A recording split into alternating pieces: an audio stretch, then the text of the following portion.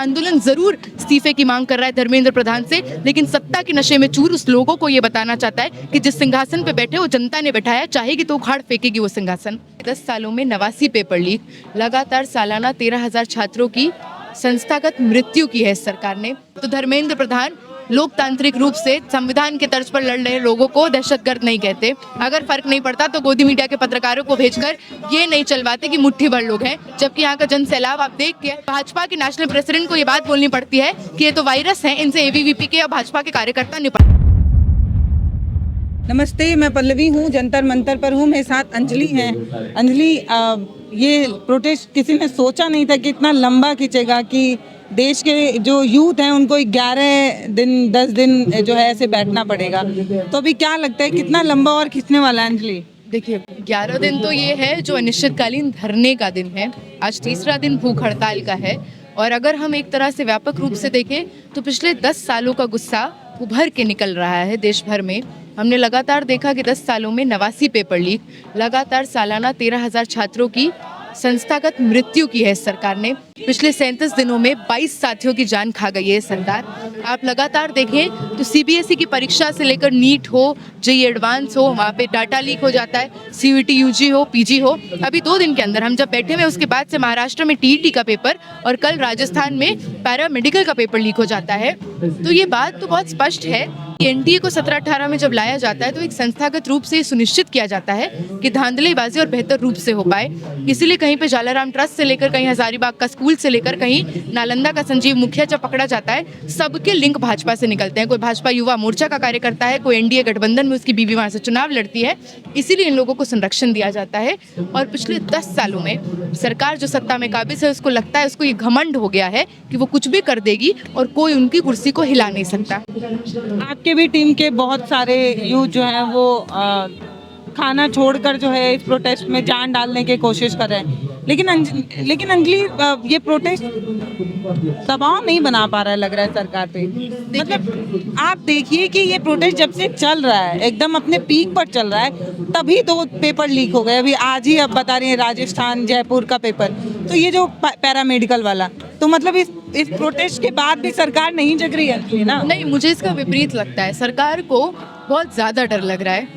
सरकार डर के मारे पेपर लीक हो जा रहा है। नहीं, डर के मारे पेपर लीक नहीं हो रहा, डर लग रहा है। जवाबदेही के आंदोलन से डर लग रहा है। डर लग रहा है जो मोदी जी बाहर जाकर सीना ठोक कर बार बार कहते हैं कि उस देश का रहने वाला हूँ जिसके डीएनए में डेमोक्रेसी है, उस देश का रहने वाला हूँ जहाँ सबसे बड़ी युवा आबादी है और जो कि असलियत भी है। 60% से ज्यादा 35 साल के नीचे की उम्र के लोग यहाँ पे रहते हैं। आज वही आबादी जंतर मंतर के सड़क को अपना बिस्तर बनाकर रहने को मजबूर है। तो आज पूरा विश्व देख रहा है कि लोकतंत्र के डीएनए वाले देश में क्या हश्र होता है। आज पूरा विश्व देख रहा है जब यहाँ पर इसी मंच पर आकर किसान, मजदूर, महिलाएं ये बात कहती है कि आप आज लड़ रहे हैं, हम तो त्रस्त हैं। मजदूरों को जेल में डाल दिया गया माननीय से नोएडा में। किसान दशकों से लड़ रहे हैं कि एमएसपी देना होगा।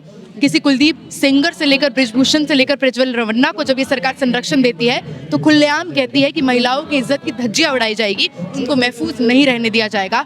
तो आज देश का हर वो तबका जो प्रभावित है इस सवाल से लड़ रहा है साथ में, क्योंकि किसी बालासोर में रेल का एक्सीडेंट हो जाएगा और 300 लोगों की जान चली जाएगी, लेकिन रेल मंत्री मुंह नहीं खोलेगा। कहीं एलपीजी का क्राइसिस हो जाएगा, देश में मजदूरों की आबादी, स्टूडेंट्स की आबादी घर लौटने को मजबूर होगी, लेकिन वित्त मंत्री, गृह मंत्री मुंह नहीं खोलेगा। तो ये आंदोलन जरूर इस्तीफे की मांग कर रहा है धर्मेंद्र प्रधान से, लेकिन सत्ता के नशे में चूर उस लोगों को ये बताना चाहता है कि जिस सिंहासन पे बैठे वो जनता ने बैठाया, चाहेगी तो उखाड़ फेंकेगी वो सिंहासन।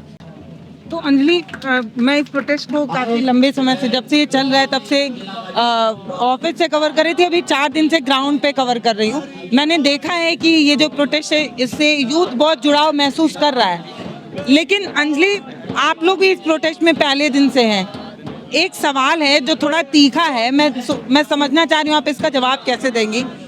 जब आयशा की ज़रूरत थी सीजेपी को तब आप मंच पर थे, आज सेम ही चीज़ का प्रोटेस्ट है। आपके भी जो वॉलेंटियर्स हैं वो भी इस्तीफे की ही मांग कर रहे हैं, वो भी इस्तीफे की मांग कर रहे हैं। फिर ये अलग अलग बैनर क्यों नज़र आ रहा है?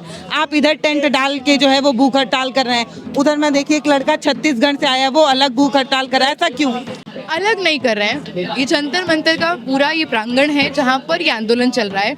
वहीं पे एक तरफ कोई सीनियर हैं, पुराने हैं और लगातार बुजुर्ग भी हैं, लोगों से उम्र में भी बड़े हैं, और वो व्यक्ति बैठा है स्टेज पर और वो भूख हड़ताल पे है। और सही बात है, सबकी व्यवस्था हो सकती थी, पर अगर इनको लग रहा है कि के नीचे भी, स्टेज के नीचे भी जगह बनाई बिल्कुल, वो सवाल वाजिब है, पर हम एक आंदोलन को शक्ति प्रदान करने के लिए पहले दिन से डटे हुए हैं।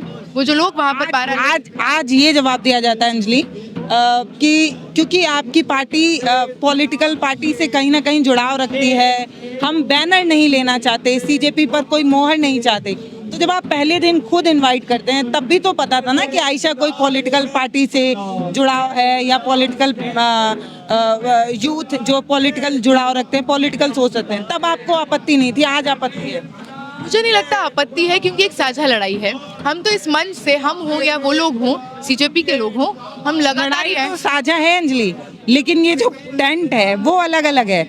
जैसे आप यहाँ पर आपके 5 या 6 साथी बैठे हैं, मैं देख रही हूँ वहाँ 4 अलग बैठे हैं, एक लड़का जो छत्तीसगढ़ से आया वो अलग बैठा है। तो ये जो पल्ली ही है वो मान लीजिए यहीं पे सब एक साथ क्यों नहीं है? वो बिल्कुल हो मांग सकता है। एक ही है, मांग एक ही हो सकता है, पर टेंट आपको तो इस आंदोलन में शुरू से दिखेगा। कोई वहां सो रहा है, कोई वहां सो रहा है, कोई घर चला जा रहा है, तो उससे लड़ाई अलग हो गई। कई लोग थे जो यहाँ पे रुक नहीं रहे थे, पर आना जाना कर रहे थे। कई लोग थे जो स्टेज के पास सो रहे थे, कई लोग थे जो यहाँ पे सो रहे थे। हम तो पहले दिन से यहीं पे सो रहे हैं, तो इससे लड़ाई अलग नहीं हुई। हमारा मत एक है, हमें सीजेपी के स्टैंड्स और आइडियोलॉजी का नहीं पता, पर एक सवाल पे इत्तेफाक रखते हैं, इसलिए पहले दिन से डटे हुए हैं, और वो सवाल है शिक्षा प्रणाली में बेहतरी। हम आज से नहीं लड़ रहे हैं। एनडीए जब आया था 10 साल पहले, तब ये बोलते हुए कि मुनाफाखोरी का मॉडल देश में भयंकर भ्रष्टाचार करेगा, तब से लड़ रहे हैं। 2 साल पहले नेट और नीट का पेपर लीक हुआ, इसी जंतर मंतर पर 9 दिन तक बैठे रहे थे। आज वापस से लड़ रहे हैं। रही बात उन साथियों की, उनके साथ भी एकजुटता है। 12 लोग हैं वहाँ पर, कुछ लोग नहीं है, 12 लोग हैं। हम एग्जैक्ट मिल के आए हैं, छत्तीसगढ़, कर्नाटक, देश के अलग अलग कोने से हैं। उनमें से कई यूपीएससी, बीपीएससी, एसएससी के अभ्यर्थी हैं। यहाँ पे आप देखेंगे तो 6 लोग हैं, Allahabad university, Delhi university, JNU और अम्बेडकर यूनिवर्सिटी के स्टूडेंट्स। और रही बात, देखिए, आंदोलन में अलग अलग विचारधारा के लोग जब एक कॉमन मिनिमम प्रोग्राम पे एक साथ आते हैं, तो अलग अलग सवालों पे बिल्कुल बहस और सब चीज़ हो सकती है। हमारा ऐसा कोई मतभेद नहीं है, इस आंदोलन से मतभेद नहीं है। ठीक है अंजलि, पर हम कहते हैं कि हम सीजेपी को एक लोकतांत्रिक प्रोटेस्ट के रूप में देखते हैं। तो ये जो लोकतांत्रिक प्रोटेस्ट है उसमें लोग तो हम ही है ना। फिर आप जेंडर के आधार पर जो है वो भेदभाव मान लें, आप स्टेटस के हिसाब से भेदभाव मान लें, या आप क्षेत्रवाद के हिसाब से भेदभाव मान लें, किसी भी तरीके से भेदभाव माने, तो ये कहीं ना कहीं फिर वो डेमोक्रेटिक चीज नजर नहीं आती ना। बिल्कुल सही है, और इस सवाल पे तो और बेहतर रूप से आपको वही लोग बता पाएंगे किस आयोजन में और किस तरह को उनको लगता है। बाकी मैं यही कहूँगी, हम आइसा से हैं, हम पहले भी लड़ रहे थे, आगे भी लड़ेंगे। देश में जहाँ पे जनता के पक्ष में आंदोलन मजबूत होंगे, हम वहाँ पे रहेंगे। हम खुद आंदोलन खड़े कर कर ज़मीनी हकीकत को बयां करते हुए लड़ने वाले लोग हैं। जहाँ आपको ये लड़ाई दिखेगी, वहाँ आपको आइसा दिखेगा। और बहुत स्पष्ट बात है कि आज ये मॉडल अकाउंटेबिलिटी के एक जन आंदोलन का रूप ले चुका है, तो हम इस सवाल से इत्तेफाक रखते हैं। बाकी और तरह के सवाल मुझे लगता है शायद मैं आपको वो हल नहीं करके दे सकती, सीजेपी के लोग बेहतर बता पाएंगे। क्योंकि मैं अब अपनी बात बता रही हूँ अंजलि। जब मैंने इसे सोशल मीडिया पर इस प्रोटेस्ट को देखा था, वो तस्वीर जो कुछ लोगों को भले भद्दी लगी हो, लेकिन मुझे वो सबसे खूबसूरत तस्वीर लगी थी, जिसमें वो कम्युनिटी जो कभी नहीं बोलती है, थर्ड जेंडर, उन्हें भी ये प्रोटेस्ट एक आवाज़ देने की कोशिश कर रहा था, उनकी बात को भी स्पेस दे रहा था। तो हमने सोचा कम से कम ये एक ऐसा प्रोटेस्ट होगा जिसमें सभी अपना जुड़ाव महसूस करेंगे, चाहे वो क्षेत्र किसी भी, बिहार से आता हो, यूपी से आता हो, यूथ होगा। यहाँ पर बैनर अलग नहीं होगा, यहाँ पर वो चीज़ें अलग नहीं होंगी। लेकिन धीरे धीरे ये 10वें 11वें दिन इस तरीके का थोड़ा अलग नज़र आता है अंजलि। देखिए, बैनर तो हमारी पहचान है। हम जब सीजेपी के साथ एक आंदोलन में भी आए, हम अपना तेवर तो नहीं खो सकते, क्योंकि हमारी राजनीति की एक पहचान है। कहा जाता है कि आप मंच पे आइए तो आयशा का बैनर उतार के आइए, आयशा के आइडेंटिटी। ऐसा कुछ भी नहीं। आपको मैं कई जगह दिखूंगी जहाँ पे मैंने आयशा का बैच पहना है। आप बैच नहीं भी पहना है, देश की एक बड़ी आवाम जानती है कि नेहा कौन है, आयशा की ऑल इंडिया प्रेसिडेंट है। कई लोग जानते हैं कि मैं दिल्ली विश्वविद्यालय में पढ़ रही आयशा एक्टिविस्ट हूँ। दानिश जब स्टेज पर हैं तो लोग जानते हैं कि आयशा से जवाहरलाल नेहरू विश्वविद्यालय के छात्र संघ की जॉइंट सेक्रेटरी हैं। तो हम बैच पहने ना पहने, हम आयशा हैं, थे और रहेंगे। और जब हम स्टेज भी साझा कर रहे हैं, तमाम लोग जान रहे हैं, हमें किसी भी तरह का रोकथाम नहीं है। वो ज़रूर है कि शायद इस बाउंड्री के आगे आपको आयशा के बैनर्स नहीं दिखेंगे, पर पहले दिन से चाहे वो 20 तारीख हो, 21 तारीख हो, पहले दिन से आपको आइसा के प्ले कार्ड, आइसा के बैनर्स दिखेंगे।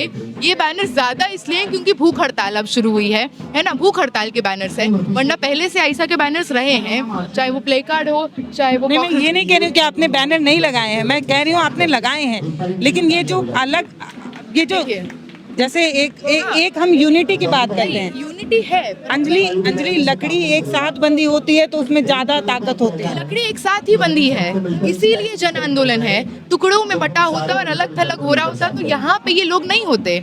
ये एक आंदोलन है, यहाँ पे एक मांग को लेकर लोग जुड़े हुए हैं, धर्मेंद्र प्रधान का इस्तीफा, और उस रास्ते तक का सफर लोगों का जरिया अलग हो सकता है। उस सवाल को आप कैसे देखते हैं, उसका जरिया अलग हो सकता है। हम इसको निजीकरण से जोड़कर, मुनाफाखोरी से जोड़कर, नई शिक्षा नीति के आने से, 1 लाख स्कूलों के बंद होने से, हर तरह के स्कॉलरशिप और फंड को कट करने से लेकर तमाम उस रूप में देखते हैं क्या शिक्षा प्रणाली को खोखला करने की नीति चल पड़ी है।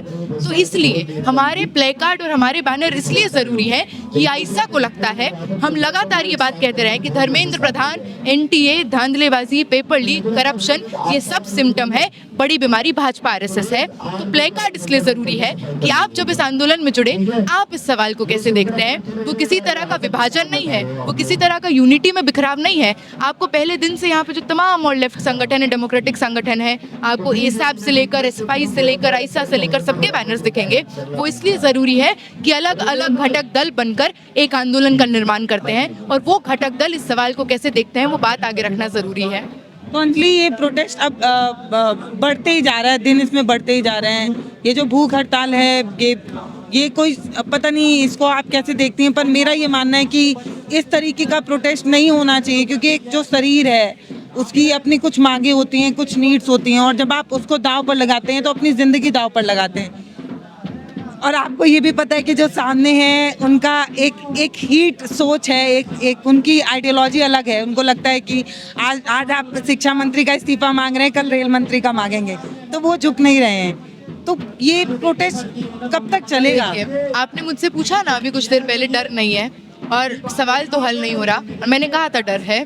उसी का जवाब दो पहलू में है। एक, क्योंकि ये आखिरी पड़ाव है और हमने सारे पड़ाव पार कर लिए। हम गए तो ज्ञापन लेकर, हम मिनिस्ट्री ऑफ एजुकेशन में गए, बार बार गए, प्रोटेस्ट किया, कहीं बैंगलोर से लेकर कलकत्ता, बिहार से लेकर राजस्थान, यूपी, मध्य प्रदेश, हर जगह प्रोटेस्ट हो गया एक ही मांग के साथ कि इसको बेहतर करिए, इस्तीफा दीजिए मॉरल ग्राउंड पर। इतने लोगों की जान ली, इतने लोगों का करियर बर्बाद कर दिया, उसके बाद भी अगर चुप्पी तोड़ने को राजी नहीं है एक शिक्षा मंत्री, तो अपना सैक्रिफाइस करते हुए अपनी जान पे, क्योंकि हमारी जान पे ऐसी भी बनाई है मैम, हम जिन घरों से आते हैं, जिन परिवारों से आते हैं, पाई जोड़कर माँ बाप पढ़ने भेजते हैं।